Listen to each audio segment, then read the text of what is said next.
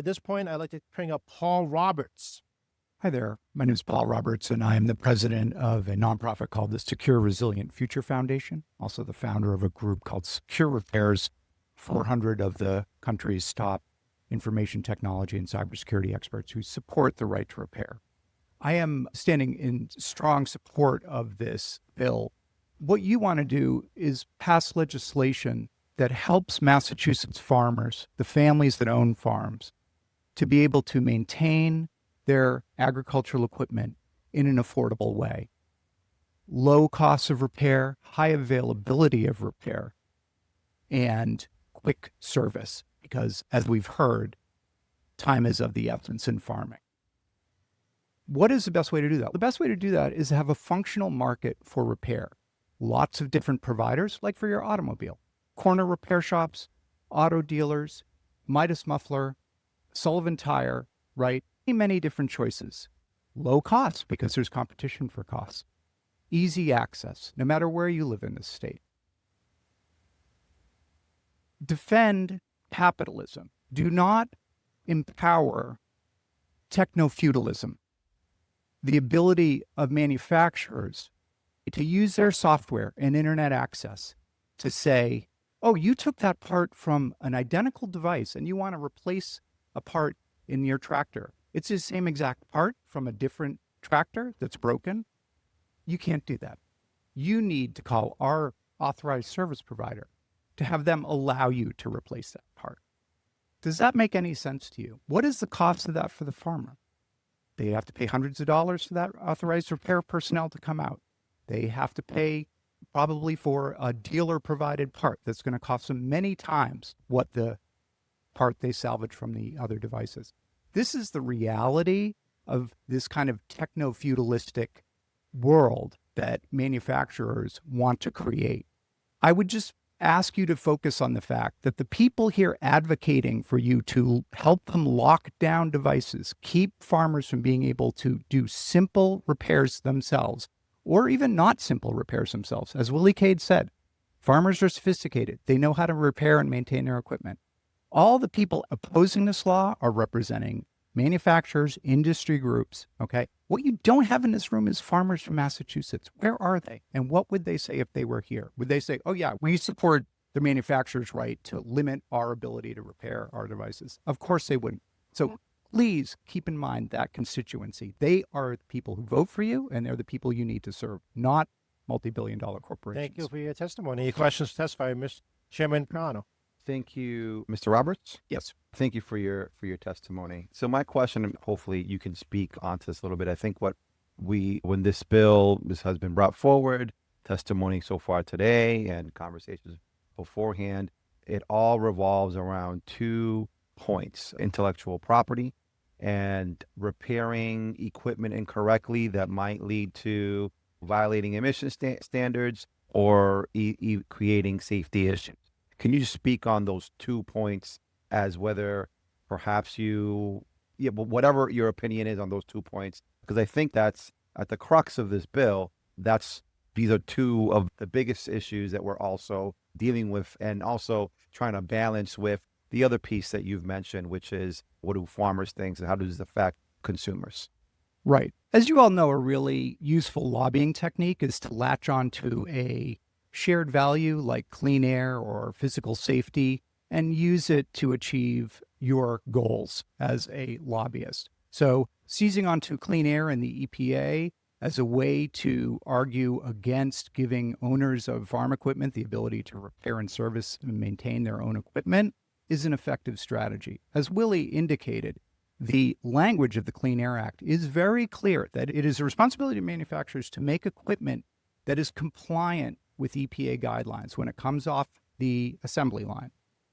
And that is where that responsibility ends. At the moment that equipment is purchased by the owner, it is the owner's responsibility to comply with the Clean Air Act. It is not the responsibility of the manufacturer to police that owner, to restrict their ability to service and maintain their own property.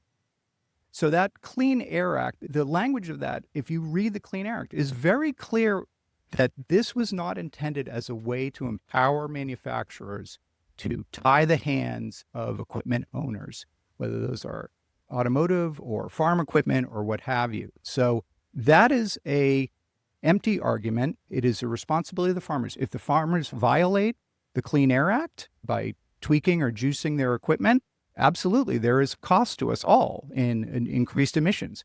It is the responsibility of the federal government, if that is a big problem, to police and enforce the Clean Air Act on U.S. farms. It is not your job as a legislature to say, we're going to fix this problem by locking down that equipment and preventing farmers from being able to maintain it.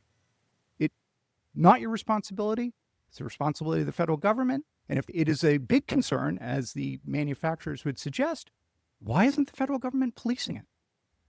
Where is this data on the epidemic of farmers juicing their farm equipment and poisoning our air? There is no data because it is not a real problem. It's an empty problem. On the physical safety equipment, as Willie indicated, there are risks to using heavy equipment of all kinds. Every day in this state and in this country, people are injured using heavy equipment at construction sites, on farms, and so on. That is unfortunate, but it is an unfortunate consequence of the fact that heavy equipment can be dangerous, and it provides really vital services for us, right? People who change their own tire or do work on their car in their driveway might have that car slip off the jack and injure or kill them. Should we take away their ability to put that car up on a jack and do their own service in their driveway because of the physical risk of that? Of course. The benefits to this society of being able to maintain and service and repair your own equipment, whether that's your car or your farm equipment, are enormous, both in terms of our economy, in terms of the viability of those family-owned farms, right?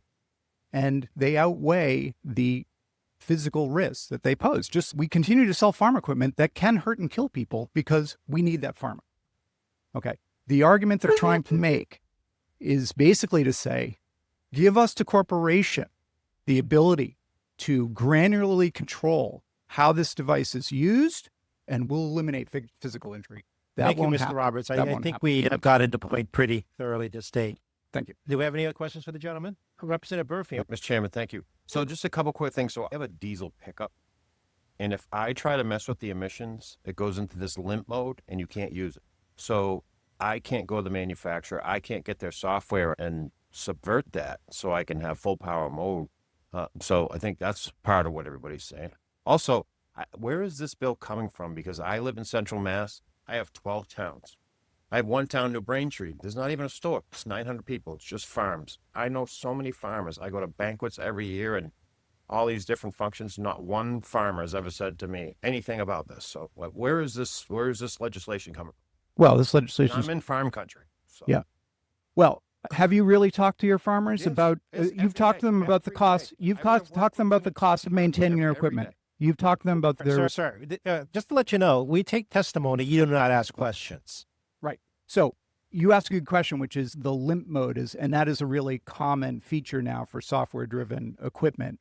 And it could be that tampered with the emission system. It could be just that a sensor on this incredibly large and complex piece of equipment has failed and it goes into limp mode. This is a great example because what limp mode means is that piece of equipment is basically frozen in the field. Maybe you can get it to the side of the field, but it stops working until that sensor can be replaced, right? Ideally, the farmer can go diagnose that problem in the field, replace that sensor themselves. They got a spare one in their glove compartment or whatever, right? And get that equipment working. The functional reality is they are not permitted to do that by the manufacturer. They need to call their dealer. They need to wait until the authorized service person comes out to the field to fix it. That could be days or longer. And in the meantime, that equipment is useless. That's exactly the scenario that this law is created to correct. Give farmers the ability to make simple repairs, get that equipment up and working again so they can finish their work. And why would you not want to do that? Okay, so where is this coming? This legislation. That was my question. This is backed by farmers and by agricultural associations. It's backed by the Repair Coalition that I'm a board member of, that it supports the right to repair, both for farm equipment and for electronics and medical devices and a whole range of different things. And obviously it's coming from within this body. Thank you. Thank you. Thank you for your testimony. Other questions? There being none, thank you for your time.